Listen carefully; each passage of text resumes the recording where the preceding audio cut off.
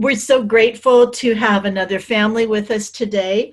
Maren and Arlene Smiloff are here from Gainesville and are going to answer some questions for you. Great. So what factor or information did you think about when you were looking for a post-secondary education program for your student? Well, we knew she was not going to be able to move away from home and live on her own. So being outside of Gainesville was not an option. Unfortunately, the University of Florida did not have a program. There was one other program by a private company in town, but we were concerned that she wouldn't really grow in that program because there were a lot of students that have more severe disabilities than Sienna, and many of them don't speak. And so we were concerned that would not be an environment where she would flourish.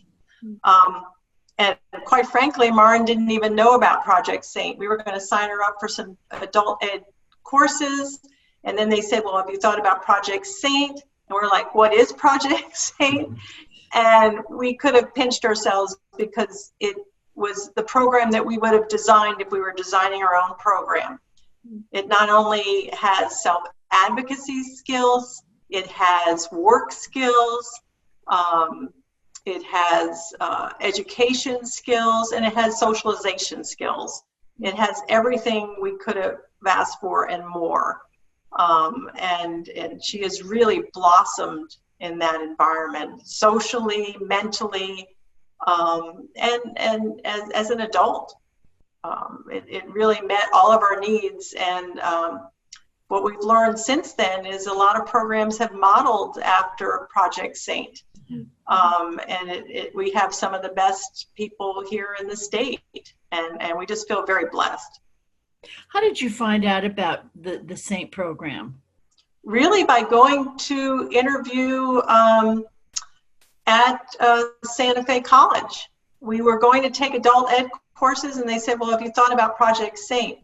And here is the really sad part. When we had to go through the enrollment project for Project Saint, you have to get recommendations from teachers. There's an application, So we went to her ESE teacher at the high school where she went.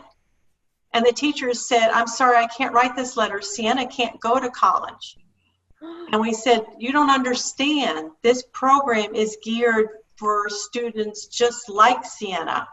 And it wasn't until she spoke to some other people, because she wouldn't take our word for it, that she even wrote the letter. Fortunately, we had a speech therapist who wrote the letter, and we were confident we could get other people to write the letter. But the sad part is that our own community really didn't know about the program. And our experience in high school was very disappointing. And sometimes we say Sienna really didn't learn until she got to college, which is really sad, because we had opportunities in middle school. We had a very progressive middle school where she got to do a peer-to-peer group where she went to regular ed courses. And when she got back to high school, she ended up being back in the contained classroom, and they would go out and they would learn work skills. There was a community-based training, but she really did not grow in the high school environment. So it's really disappointing, the variety of experiences that Sienna has had over the years. She has had some good advocates, some good teachers, but the very best experience we've ever had has been at Santa Fe. Wow. And in the state of Florida,